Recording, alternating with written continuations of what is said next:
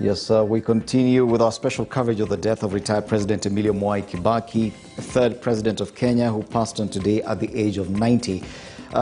Shortly, we'll be talking to Amos Kimunya, leader of Majority in the National Assembly. He's already in studio. Good to have you in studio, albeit under different circumstances, but we'll be delving into that shortly.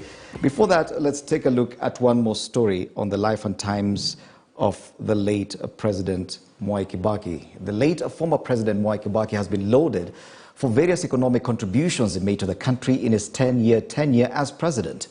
Kenya saw massive growth between 2002 and 2013 when he handed over power to President Uhuru Kenyatta. Now KTN's Brian George Otieno walks us down memory lane as he unpacks how President Kibaki's legacy will go down in history, with him being remembered as one of the most astute statesmen to ever serve this country. Emilio Stanley Mwai Kibaki was an accomplished economist who is credited to have opened up Kenya's economy to the world after years of economic mismanagement. The Makerere-trained economist had a keen eye on how affairs of the country were run.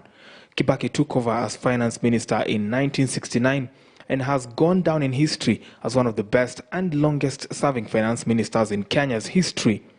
Kibaki served at the all-powerful docket for nearly 13 years.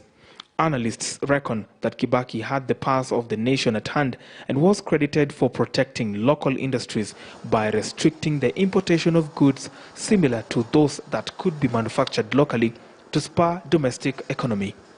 So what really were the hallmarks that dominated Kibaki's legacy? Perhaps his biggest contribution to Kenya was when he was president between 2002 to 2013.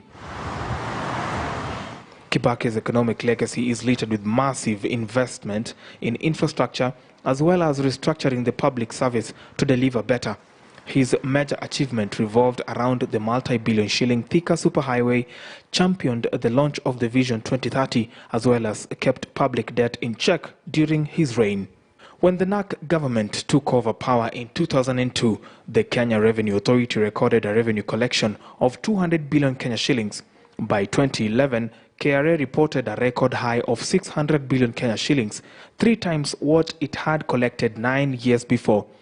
In 2002, his approach towards economic recovery strategy saw at least 195,000 homes connected to the electricity grid.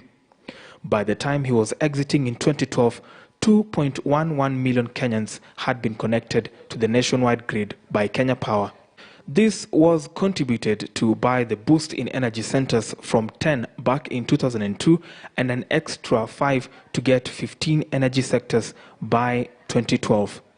Kenya's power capacity in 2002 was 1,142 megawatts, and in 2012 it had shot up to 1,534 megawatts. Kibaki was equally a darling to investors. Many say he re-engineered the architecture of the financial markets, which saw a major boom in the capital markets as well as ICT space. In 2002, only 1 million Kenyans were able to access financial services like banking, loans, and investment in other financial instruments. By 2012, 19 million Kenyans had been financially included. And this too was the time that banks saw an exponential growth, with financial inclusion soaring. Banking services became more necessary, hence the rise of the banking sector within the 10 years. But more importantly, the biggest conversation among Kenyans, the public debt. When President Kibaki took over in 2002, public debt was at $8.5 billion. When his tenure was coming to an end in 2012, Kenya's debt stock was at $16.4 billion, which translates to about 1.8 trillion Kenya shillings. Kibaki was able to shore up revenue collection, and this led to Kenya relying less on external debt financing from the Bretton Woods institutions. While it was considered a privilege in 2002 to own a mobile phone, the number grew from 2 million people to 30 million people owning mobile phones in 2012. Similarly, in 2002, only 250,000 Kenyans had access to the internet compared to 2012, when 14 million Kenyans were able to access digital opportunities. Then to Kibaki's supposed legacy projects, road infrastructure and education. From the LAPSET project to improve road networks, the London School of Economics legacy outlives him. The transport sector expanded exponentially from generating 13 billion Kenya shillings in 2002 to hit 125 billion shillings annually.